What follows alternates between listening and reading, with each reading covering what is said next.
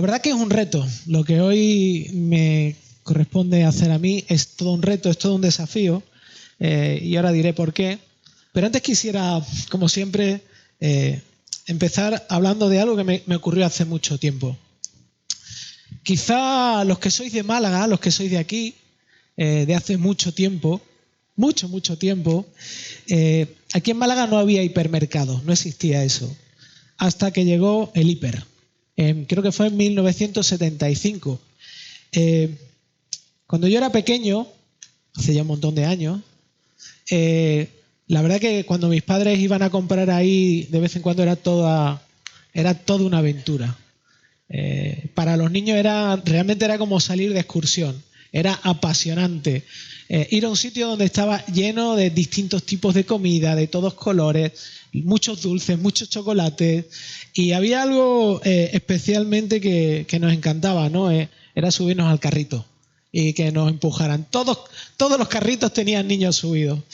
Recuerdo un día que, claro, bueno, yo iba con mis otros 3 hermanos y recuerdo un día que fuimos con mis padres allí y yo me quedé mirando algo. Siempre fui una persona extremadamente curiosa y Sara, que no está aquí, diría que también despistada, pero la cuestión es que me quedé retrasado mirando algo y cuando me di cuenta que estaba solo, volví corriendo a donde estaban mis padres y me subí al carrito. Ese era el deporte favorito, subirse al carrito mientras tu padre empujaba la comida y a los niños colgando alrededor. Y cuando me subí al carrito me di cuenta que había unas cosas un poco extrañas dentro. Había cosas raras que nunca había visto que mis padres compraran. Así que empecé a empujar las cosas con las manos, a cogerlas, y le pregunté a mi padre: oye, papá, ¿por qué has comprado esto? Y cuando volví a la mirada me di cuenta de que no era mi padre. Era un hombre con bigote, pero no era mi padre. Así que, la verdad, imaginaos, me di un susto bastante grande y lo siguiente que hice fue salir corriendo a ver dónde estaban mis padres, porque me sentía totalmente... sí, el hombre tenía bigote, pero no era mi padre, no era mi padre. No me sentía protegido, me sentía solo allí, ¿no? Además de la vergüenza que me dio haberle dicho papá a un hombre que no sabía ni quién era, ¿no? Pero básicamente yo salí corriendo porque necesitaba la seguridad y la protección que me daban mis padres. Eso es lo que ocurrió, ¿no? Y por eso lo hice. Y es que una de las cosas que más aterrorizan a los niños o les dan miedo es sentirse solos, que se sientan solos, especialmente cuando las circunstancias son peligrosas o desconocidas. Os voy a decir algo, esto no solamente le pasa a los niños, también nos pasa a nosotros. Nosotros todos solemos experimentar miedo cuando nos sentimos solos y desprotegidos. Igual que los niños, cuando hay que afrontar una situación inesperada o una situación que parece que nos sobrepasa, parece que es una situación que no sabemos cómo encajar, ¿no? Y son estas situaciones de debilidad y de incapacidad las que nos sacan de nuestra situación de confort y nos hacen especialmente enfrentar cosas que no teníamos nosotros en nuestra mente.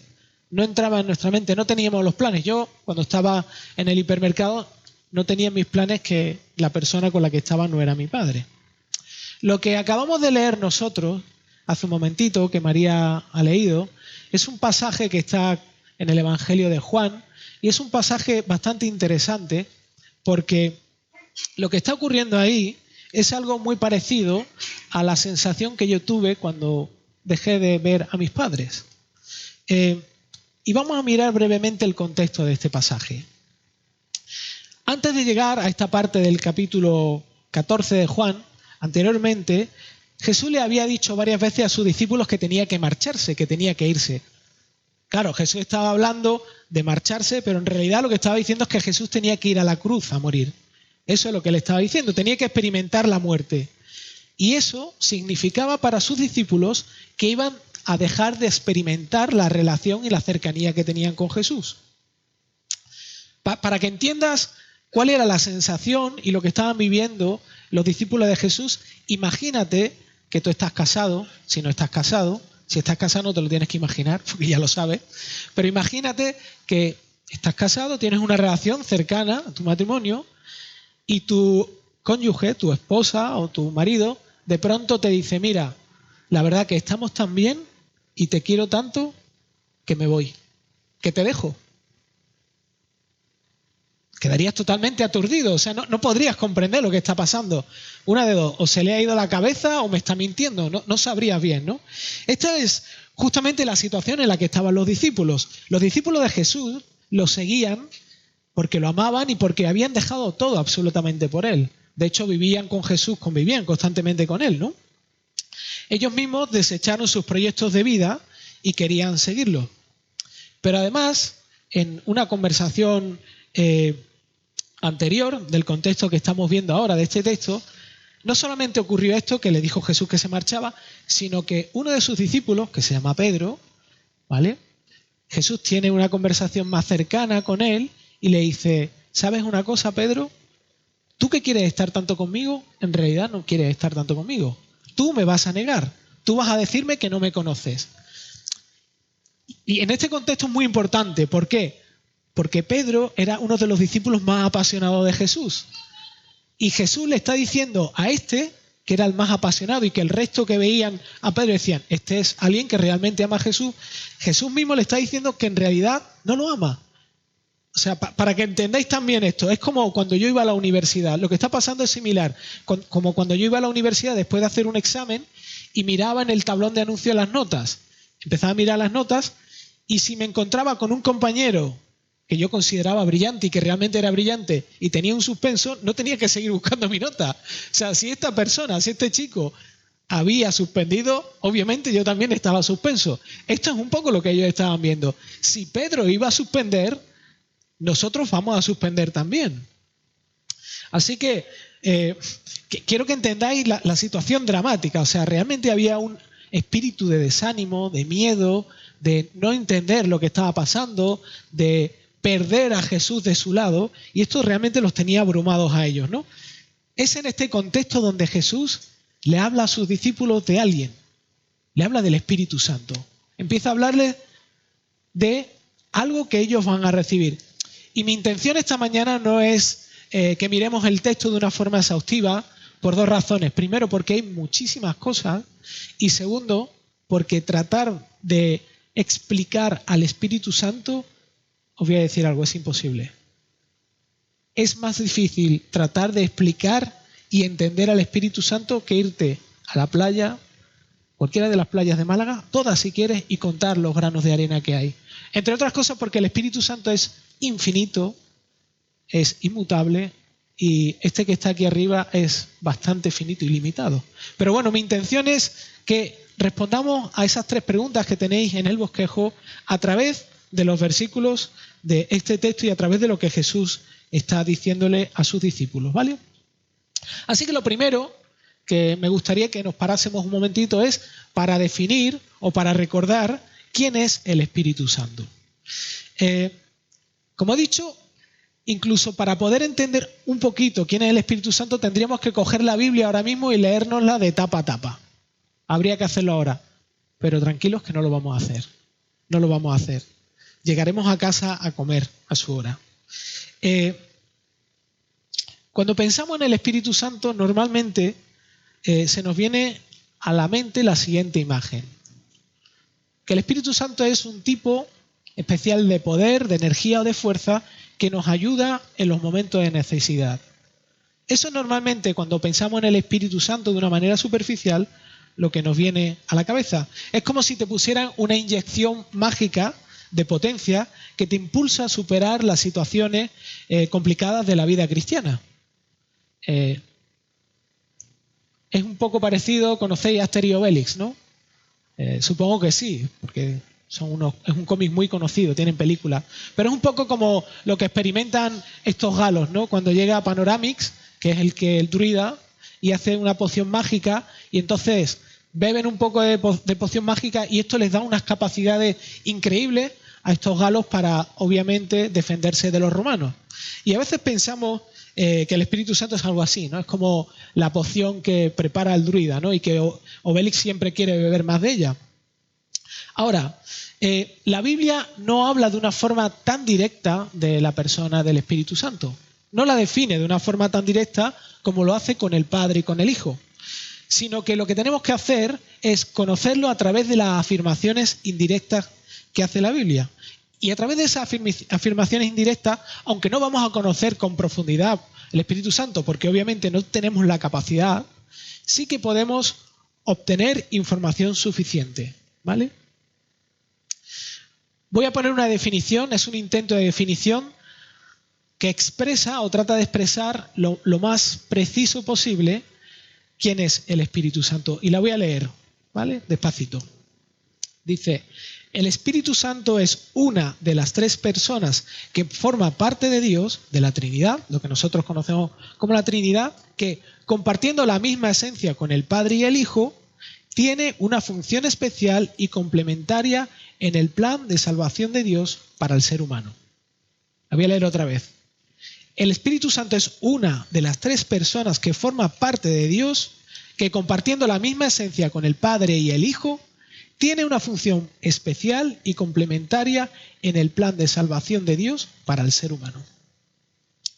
Lo primero que dice esta definición es que el Espíritu Santo es parte de Dios, es Dios también, ¿no? ¿Cómo sabemos esto? Juan es bastante claro cuando escribe lo que Jesús dijo, y justamente en esa descripción relata tres características que las vamos a ver. En el versículo 17 dice que es el Espíritu de verdad. En el versículo 26 de este mismo capítulo dice que es el Espíritu Santo. Y también en el versículo 26 dice que enseñará todas las cosas. A ver, si Dios es la verdad suprema, la única verdad, solo hay una verdad, y esa es Dios, entonces si el Espíritu es el Espíritu de verdad, entonces el Espíritu es Dios también. Es decir, el Espíritu es Espíritu de la misma verdad de Dios. De la misma forma que cuando se hace referencia a Dios como santo, lo que se está comunicando es que el Espíritu es algo totalmente diferente y distinto. Pero resulta que Dios es santo porque es totalmente diferente a cualquier otra cosa. Eso quiere decir que son lo mismo, son exactamente lo mismo. Si solamente puede haber una única cosa, son lo mismo. Es más, otra cosa que dice Jesús es que conoce todas las cosas. Y el único que es capaz de conocer todas las cosas es Dios. Pero esto es simplemente una pequeña muestra. Ya digo que la Biblia está totalmente impregnada de referencias a características que se les da al Espíritu Santo y que solamente le pertenecen a Dios. Como por ejemplo, que es eterno, que es omnisciente, que quiere decir que todo lo conoce, omnipotente, etcétera, etcétera, etcétera. Hay un montón de características que si empezase a enumerarlas y a desarrollarlas estaríamos aquí posiblemente hasta mañana, ¿no? Es interesante que pensaba en la siguiente imagen. Si pudiéramos sacarle el ADN al Espíritu Santo, a Dios Padre y a Dios Hijo, ¿qué encontraríamos? ¿Qué nivel de similitud encontraríamos? Bueno, hay una empresa que se dedica a hacer análisis de ADN y dice en su página web: nadie tiene una coincidencia del 100% de ADN con otra.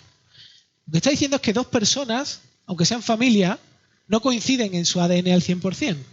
Dice, ni siquiera los gemelos, ya que el ADN va cambiando en ciertas características con el desarrollo del embrión. Los gemelos tendrán una coincidencia casi exacta de ADN, pero no idéntica. Cada huella genética es diferente y única. Si dos personas diferentes comparten ADN al 100%, no queda otra que concluir que tienen la misma esencia, que son lo mismo. Eso es lo que pasa con el Espíritu Santo, con el Padre y con el Hijo. Aparte de esto, Jesús también hace otra cosa al hablar y le atribuye al Espíritu Santo características de una persona. ¿Qué es lo que dice? Dice en el versículo 26 que Él os enseñará, hablando del Espíritu Santo, y os recordará. Que yo sepa, un poder y una fuerza impersonal no puede enseñar y recordar nada. A lo mejor piensas que un libro te puede enseñar cosas, quizá una alarma en tu teléfono móvil te puede recordar cosas, pero aquí Jesús lo que está comunicando no es eso. Lo que está comunicando es enseñar y recordar de la manera que lo hace un profesor en el colegio. De la manera en que alguien se sienta contigo, te acompaña, te explica las cosas y te ayuda a que la entienda. Es Es decir, alguien que tiene capacidad intelectual, tiene capacidad de pensar. Y no solamente sabe todas las cosas, sino que también puede enseñarlas, como he dicho, ¿no? De hecho, la palabra en griego que utiliza de enseñar viene del verbo didáskalo, que viene de didáctica, que a todos nos suena. Así que es imposible enseñar a alguien si esa persona o si esa entidad no tiene las capacidades racionales que incluyen pensar, escuchar y hablar. Es imposible. Algo impersonal no puede hacer eso. Por lo tanto, el Espíritu Santo es una persona. Ahora, ¿qué implica que el Espíritu Santo sea una persona? ¿Qué implicaciones tiene para mí? Implicaciones tiene, ya digo, la verdad cuando estaba preparando este mensaje es abrumador porque no sabes dónde parar, o sea, no sabes dónde cortar. Pero yo quisiera remarcar únicamente 3 de las cientos o miles que hay, ¿no? La primera de ellas es que si el Espíritu Santo es una persona, es algo que yo no puedo dominar o dirigir por lo que yo hago. No puedo controlarlo, porque tiene voluntad y deseos que, como hemos visto, comparte con el Padre y con el Hijo. Es decir, el Espíritu Santo no es un interruptor, no es como cuando yo voy a casa y enciendo y apago la luz cuando yo quiero. No es eso. No puede ser dominado, controlado o domesticado por una persona o por nadie. La segunda cosa, si el Espíritu Santo es una persona, hay algo que yo sí puedo hacer, y es dañarlo con mi actitud, con mis palabras o con mis acciones. Es exactamente igual que lo que puedo hacerle a una persona o lo que le puedo hacer a mi esposa o a mi amigo. A través de mi forma de relacionarme, puedo hacerle daño. Puedo ignorarlo, puedo hablar mal de él, puedo no amarlo, puedo rechazarlo, etcétera, etcétera, etcétera. Y el tercer aspecto. Al ser una persona, relacionarme con él es más un encuentro de cercanía que una cita formal y mecánica. Y trataba de pensar en un ejemplo.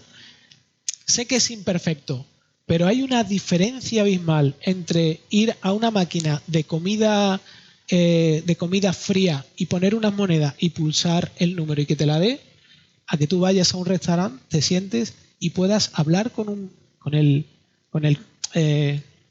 camarero, no me salía, con el camarero y le puedas preguntar, ¿qué me recomiendas? Le puedas pedir, de alguna forma le puedas pedir consejo acerca de lo que puedes pedir. Es muy diferente, porque hay una cercanía, una relación humana, cercana, una comprensión, un diálogo, ¿vale?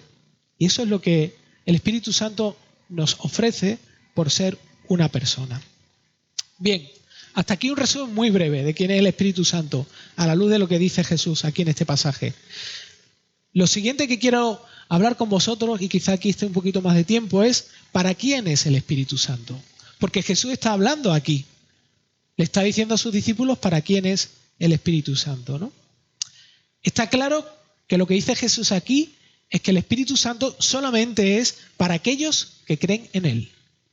¿Por qué? Bueno, justamente desde el principio Jesús le está hablando a sus discípulos y le está diciendo: yo rogaré al Padre y Él os dará a vosotros otro consolador para que esté con vosotros para siempre. Es decir, el Espíritu de verdad que en el mundo no puede recibir porque ni le ve ni le conoce, pero vosotros sí le conocéis porque mora con vosotros y estará en vosotros.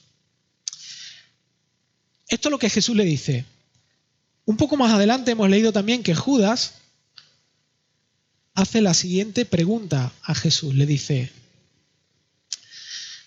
Señor, ¿y qué ha pasado que te vas a manifestar a nosotros y no al mundo?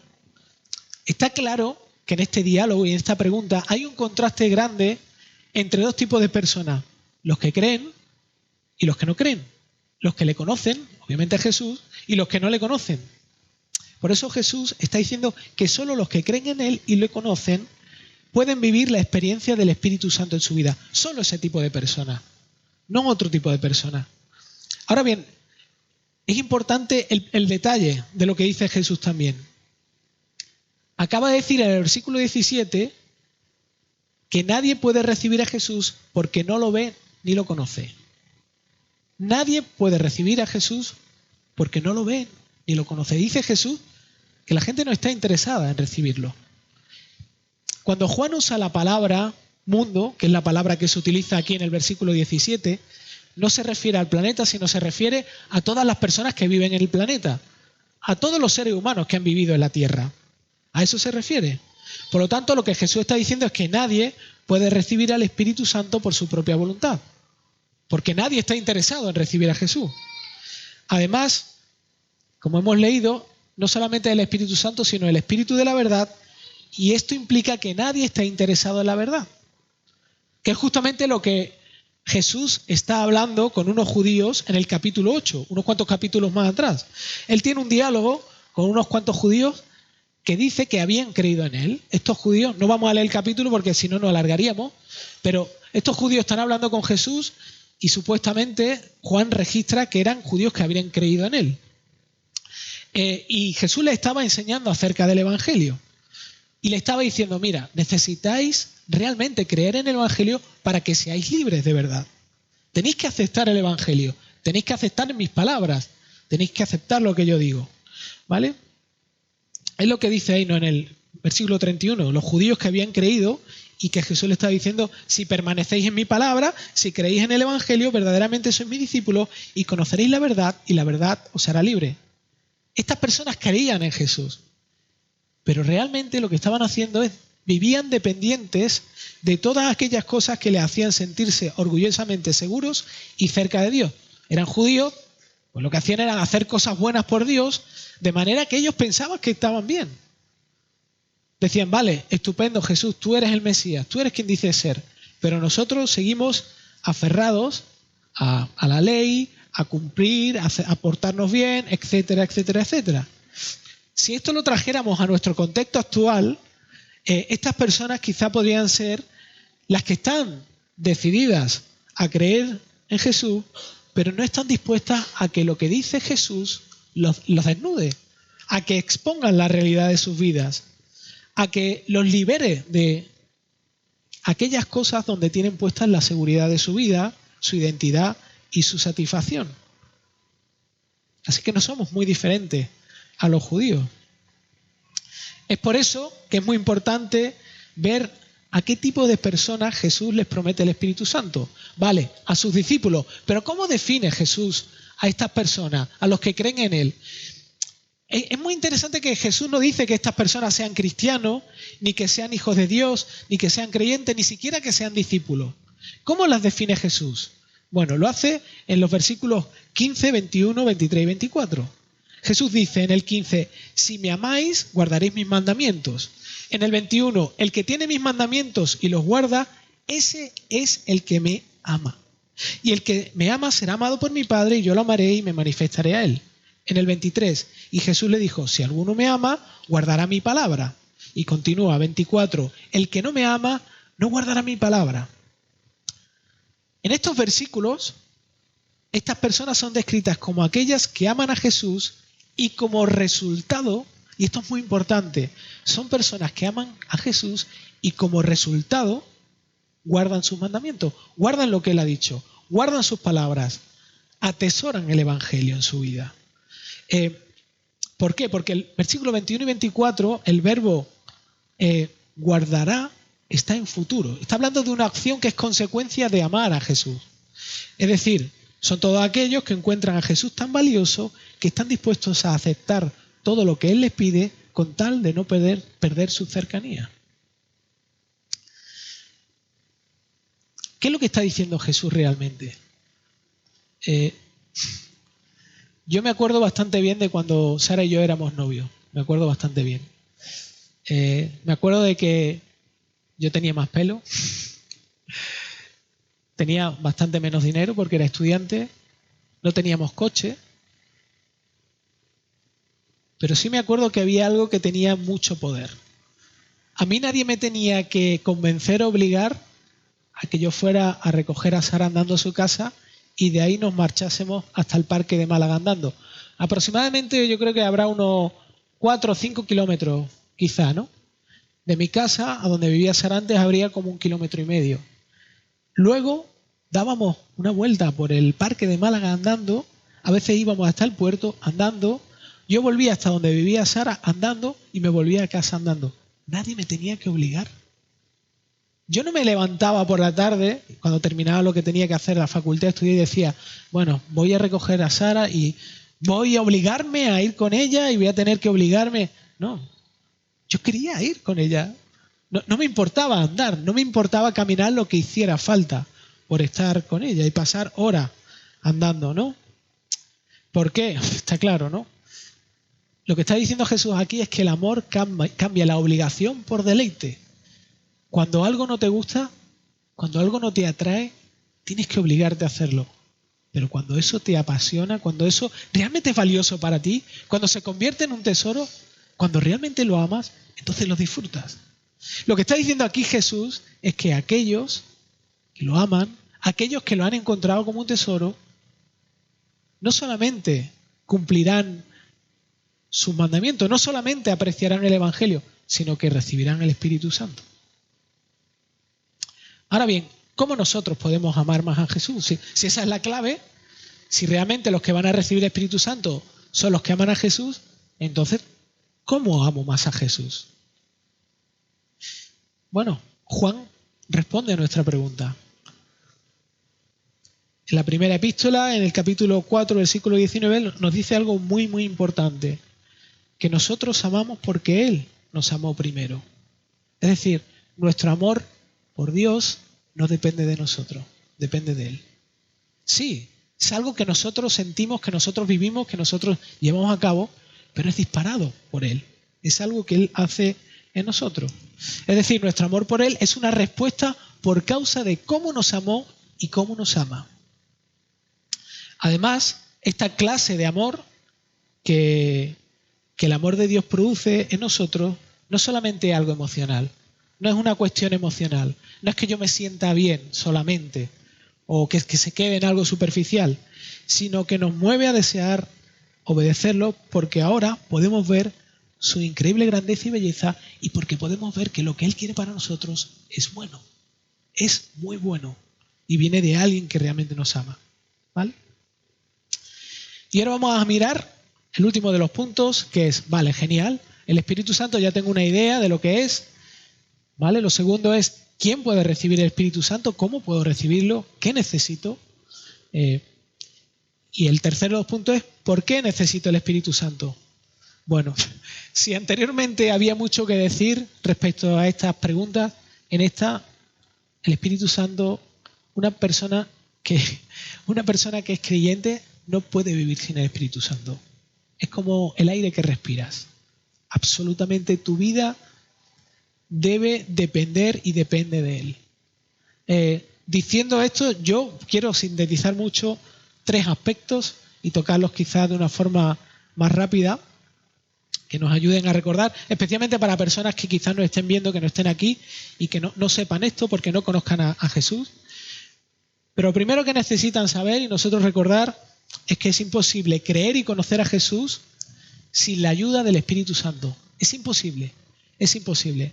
Vale, podemos razonar, podemos quizá entender quién es Jesús, personaje histórico, lo que hizo, pero realmente no podemos tener un conocimiento, un encuentro y una confianza en Él si no es por causa o con la ayuda del Espíritu Santo. ¿Por qué? Bueno, Juan está respondiendo a todas estas preguntas esta mañana. Juan dice y registra las palabras de Jesús donde Él dice, vosotros no me escogisteis a mí, sino que yo os escogí a vosotros y os designé para que vayáis y deis fruto y que vuestro fruto permanezca para que todo lo que pidáis al Padre en mi nombre os lo conceda. O sea, Jesús está diciendo que es imposible acercarnos a Él si Él no se ha acercado a nosotros.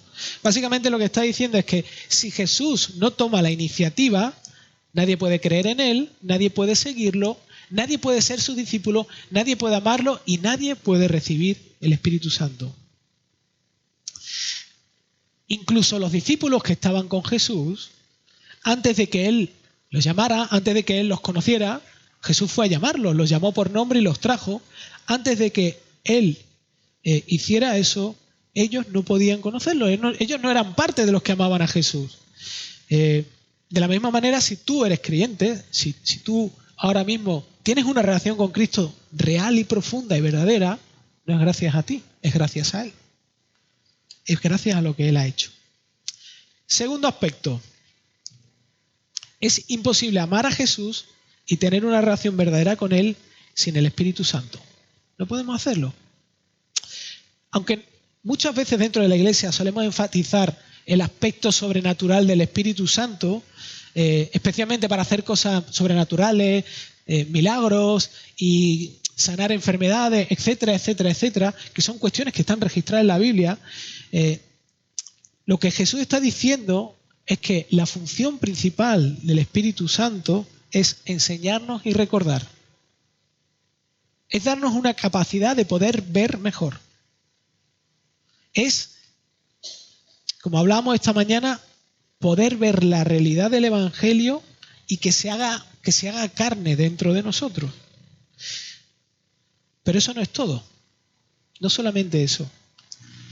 Jesús le dijo a sus discípulos, en Juan 16:9 le dijo, pero yo os digo la verdad, os conviene que yo me vaya.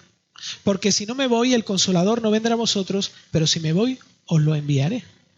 Un poco extraño, ¿no? Como decía al principio, los discípulos con Jesús, su maestro, su amigo cercano, y Jesús le dice que se va y le dice, mira, ¿sabéis? Ahora que estamos tan bien aquí, ahora que estamos tan a gustito, es cuando me tengo que ir. Y Jesús le dice que os conviene que yo me vaya. Y esto es increíble. O sea, Jesús lo que le está diciendo es que de una forma paradójica, sus discípulos iban a tener una relación mucho más profunda cuando Él se marchara que cuando Él estaba con ellos, por causa del Espíritu Santo. Y es verdad, es así. O sea, el libro de Hechos nos expresa cómo la vida de estas personas fueron cambiadas y revolucionadas por causa de que el Espíritu Santo permitía que Jesús viviera dentro de ellos. Ahora, lo más increíble de eso es que nosotros tenemos lo mismo que ellos. Yo no sé si lo has pensado alguna vez. Cuando uno lee la Biblia y piensa, ay, me gustaría conocer a Jesús de una forma real y poder tocar y hablar. Pero lo que le está diciendo Jesús a sus discípulos aquí es que nosotros podemos vivir con un nivel de cercanía aún mayor que si Jesús estuviera aquí ahora mismo de forma presente. El Espíritu nos da la capacidad de poder tener a Jesús al lado. Además, acuérdate, hay un relato en Marcos 4, ¿te acuerdas del relato del paralítico? Que unos amigos llevaron a un paralítico a Jesús para que lo sanara y había tanta cantidad de gente que tuvieron que bajarlo por el tejado de una casa. La multitud se agolpaba por ver a Jesús. La multitud buscaba a Jesús y quería tener un tiempo con Él, pero no podía. ¿Sabéis por qué? Porque Jesús estaba solo. Era finito en ese aspecto. La gente tenía que hacer cola. ¿Os imagináis si fuera eso ahora sí? Que tú llamaras por teléfono, como a veces hace la Seguridad Social. Hola, mira, quiero una cita con Jesús. Vale, déjame que mire. Mira, vale, ¿te viene bien el día 1 de enero del 2021? ¿Te viene bien esa fecha? ¿Te imaginas? Es como la Seguridad Social, ¿no? Que te den periodo. Sería imposible. Habría miles de personas tratando de ver a Jesús. Pero por causa del Espíritu Santo podemos tener de forma simultánea todos una relación con Jesús. Podemos acercarnos a Jesús de manera simultánea. Por eso convenía que Él se fuera y nos enviara al Espíritu Santo. Y en tercer lugar, y último, y este es asombroso también, yo sé que hay más cosas, o sea, sé que necesitamos el Espíritu Santo para orar, sé que necesitamos el Espíritu Santo para que nuestra fe crezca, sé que necesitamos el Espíritu Santo para poder servir, sé que el Espíritu Santo nos dota de capacidades dentro de la iglesia para entender la Biblia, pero para mí este es uno asombroso, uno que me alienta y espero que a vosotros también os motive y os aliente a desear que Dios nos haga más perceptible esta realidad en nosotros. Y es que el Espíritu Santo, cuando viene a vivir dentro de los que aman a Jesús, les permite experimentar ahora una muestra de lo que será el cielo en la eternidad. Eso es lo que hace el Espíritu Santo. Dice Jesús en Juan 14:2, justamente en la parte, digamos, al principio del capítulo del texto que estamos viendo hoy, les dice a sus discípulos: en la casa de mi Padre hay muchas moradas. Si no fuera así, os lo hubiera dicho, porque voy a preparar un lugar para vosotros. Jesús le está diciendo también a sus discípulos que Él se marchaba para preparar un sitio donde ellos iban a pasar la eternidad junto con Él. El sitio definitivo, ahí se iba, donde nosotros también estaremos. Así que cuando nos promete esto, lo que está diciendo es que a través del Espíritu Santo lo que ocurre es que Dios trae un poco del cielo a nuestros corazones.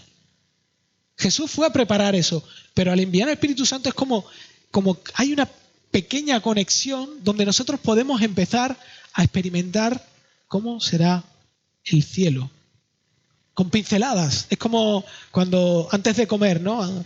Cuando empiezas a tomar estos entremeses al principio que te van abriendo el apetito. Eso es, de una forma imperfecta, es lo que el Espíritu Santo hace en nosotros. Lo que nos mueve a alentarnos, ¿no? Y finalmente, el trabajo principal del Espíritu Santo obviamente tiene que ver con el hecho de que podamos apreciar el infinito valor de Jesús. El infinito valor de lo que ha hecho en la cruz por nosotros. Ese es el trabajo final. Es como... estamos tratando de buscar una ilustración, ¿no?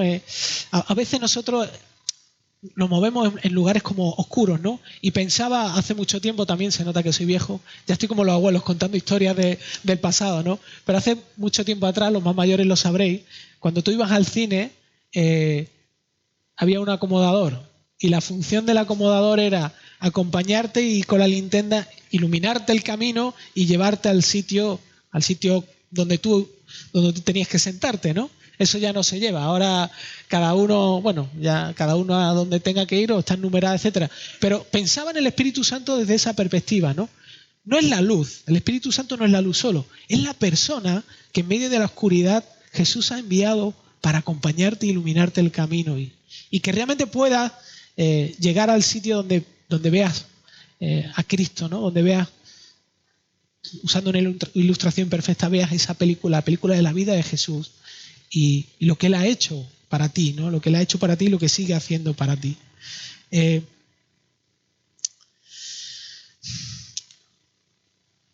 Ya digo, hay personas que pueden que estén viendo esto y no conozcan a Jesús. ¿Quieres realmente tener esta experiencia? ¿Realmente quieres conocer de qué se trata la vida? ¿Realmente quieres saber para qué fuiste creado y tener una perspectiva profunda de sentido a tu vida? Necesitas conocer a Jesús. Necesitas experimentar su amor y su perdón. Y lo único que necesitas es acercarte a Dios y pedirle que te dé esa capacidad. Pedirle que te permita ver el valor de su persona. Que te permita ver quién es Jesús y lo que ha hecho por ti. Ahora, si conoces a Jesús, como me pasa a mí desde hace tiempo, quizá lo que pase es que esta realidad ha perdido brillo. Realmente ha quedado un poco mitigada. Nos hemos olvidado que el Espíritu Santo está en nosotros, está trabajando, está presente siempre, está presente en todo momento. Y yo quisiera invitarte rápidamente a que recordases en el pasado algún momento difícil en tu vida. Un momento donde casi perdiste la esperanza. Incluso la esperanza de realmente disfrutar a Jesús. Incluso lo sentiste lejano. De esos momentos donde parece que todo está tan oscuro que no hay futuro, que no hay nada al final del túnel, ¿no? Y de pronto, en medio de todo eso, te levantas, ¿no? ¿De dónde crees que viene el consuelo? ¿Viene acaso de ti? No, eso viene del Espíritu Santo. Son momentos donde uno pierde prácticamente toda la esperanza, pero Dios responde a través del Espíritu Santo. O igual, haz una lista de todas las veces donde has sido tentado. Cada uno de nosotros tenemos, si somos creyentes, tenemos luchas con distintas cosas. Piensa en cada momento que has sido tentado y piensa en los momentos donde has podido superar esa tentación. O mejor, piensa también en los momentos donde has caído. ¿Qué ha hecho que no caigas y qué ha hecho que no te mantengas endurecido y te acerques a Dios buscando su perdón. ¿Piensas que ha sido tú? No, sí, el Espíritu Santo. Igual en algunos momentos has tenido dudas de tu fe. Igual en algunos momentos esto no es una herejía. Hay personajes bíblicos como Juan el Bautista donde hay momentos donde dudaron. Hay momentos donde podemos dudar de lo que creemos. Pero ¿quién es el que te vuelve a convencer y te hace entrar en razón para darte cuenta que no hay otra cosa más valiosa que esta, que no vale la pena ir a otro lugar y dejar de seguir a Jesús? Es el Espíritu Santo. Es el Espíritu Santo. Estas cosas ocurren porque Dios no nos ha dejado solos, porque Jesús no nos ha dejado solos y porque Él ha prometido que está presente todos los días de nuestra vida hasta que lo veamos cara a cara.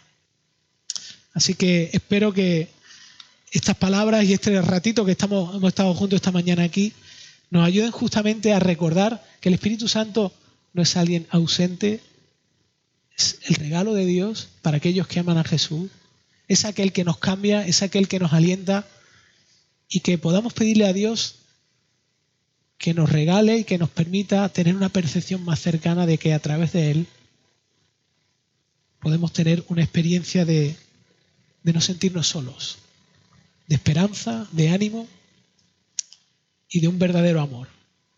Así que, ¿qué os parece si hablamos un momento con el Espíritu Santo? Podemos hablar también, ¿vale?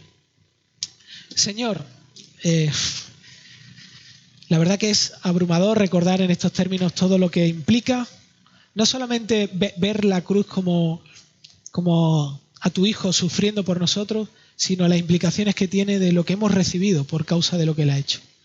Y el mayor regalo no es solamente el perdón, es la capacidad de que tú puedas venir a vivir a nosotros.